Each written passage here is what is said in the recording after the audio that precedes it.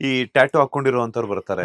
ಅದ್ರ ಜೊತೆಗೆ ನಿಮ್ಗೆ ಎಲ್ಲಾ ಕಡೆನೂ ಪ್ರಚಾರ ಎಲ್ಲ ಮಾಡ್ತಾರೆ. ಹ್ಮ್ ಸೊ ನೀವ್ ಹೇಳಿದ್ರಿ ಒಂದ್ ಮಾತನ್ನ, ಟ್ಯಾಟೂ ಹಾಕೊಂಡಿರುವಂತವ್ರು ಬಿಗ್ ಬಾಸ್ ಮನೆಗ್ ಬಂದಾಗ ಹ್ಮ್ ಹೊರಗಡೆ ಬಂದ್ಮೇಲೆ ಸಿಗ್ತೀನಿ ಅಂತ ಹೇಳ್ಬಿಟ್ಟು. ಹ್ಮ್ ಸೊ ನನ್ಗೆ ಗೊತ್ತು ಇನ್ನೂ ಸಿಕ್ಕಿರಲ್ಲ. ಯಾಕಂದ್ರೆ ನಿಮ್ಮ ಟೈಟ್ ಶೆಡ್ಯೂಲ್ ಹೌದು ಹಂಗಿದೆ. ಹೌದು. ಯಾಕಂತಂದ್ರೆ ಒಂದು 5 ಅವರ್ ಮಲಗ್ತಿದಾರೆ ಈಗ.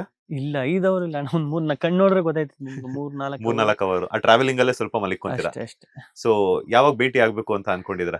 ಅಣ್ಣ ಈಗ ರೀಸೆಂಟ್ ಆಗಿ ಇದೆಲ್ಲ ಒಂದ್ ಸ್ವಲ್ಪ ಕೆಲ್ಸಗಳು ಮುಗಿಸ್ಕೊಂಡ್ ಬೇಟೆ ಫೋನಲ್ಲಿ ಮಾತಾಡ್ದೆ ಅವ್ರ ಹತ್ರ ನಾನು, ಹ್ಮ್ ಹಿಂಗೆ ಬಂದು ಸಿಗ್ತೀನಿ ಹ್ಮ್ ಅಂತ ಫೋನಲ್ಲಿ ಮಾತಾಡ್ದೆ. ಹ್ಮ್ ಭೇಟಿ ಆಗ್ಬೇಕಣ್ಣ, ಇದೆಲ್ಲ ಮುಗಿಸ್ಕೊಂಡು ಹ್ಮ್ ಈಗ ರೀಸೆಂಟ್ ಆಗಿ ಮಾತಾಡ್ಸ್ಬೇಕು ಅಣ್ಣ.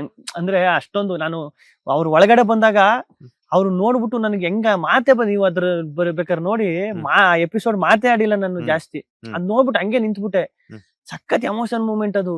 ಏನಪ್ಪ ಇದು, ಏನೇ ಗೊತ್ತಿಲ್ಲ, ಗುರಿ ಇಲ್ಲ. ಅಂದ್ರೆ ನನ್ ಯಾರೋ ಒಂದು ರಿಯಾಲಿಟಿ ಶೋ ನೋಡ್ಬಿಟ್ಟು ಅಷ್ಟು ನನ್ನನ್ನ ಪ್ರೀತಿ ಕೊಟ್ಟು, ಆ ಪ್ರೀತಿನ ಒಂದ್ ಟ್ಯಾಟೋ ಮೂಲಕ ತೋರ್ಸೋರಲ್ಲ, ಏನೇ ಇದು ಅಂತ. ನಾನು ಹ್ಮ್ ನಿಜವಾಗ್ಲೂ ಒಂದ್ 3-4 ದಿನ ಅದೇ ಫಿನಾಲೆವರೆಗೂ ಹೆಚ್ಚು ಕಮ್ಮಿ ಅದೇ ಹೆಂಗ್ ಅವರಲ್ಲಿದ್ದೆ. ಹ್ಮ್ ನಿಜನ ಸುಳ್ಳ ಹೆಂಗ್ ಸಾಧ್ಯ ಇದು ಅಂತ. ಹ್ಮ್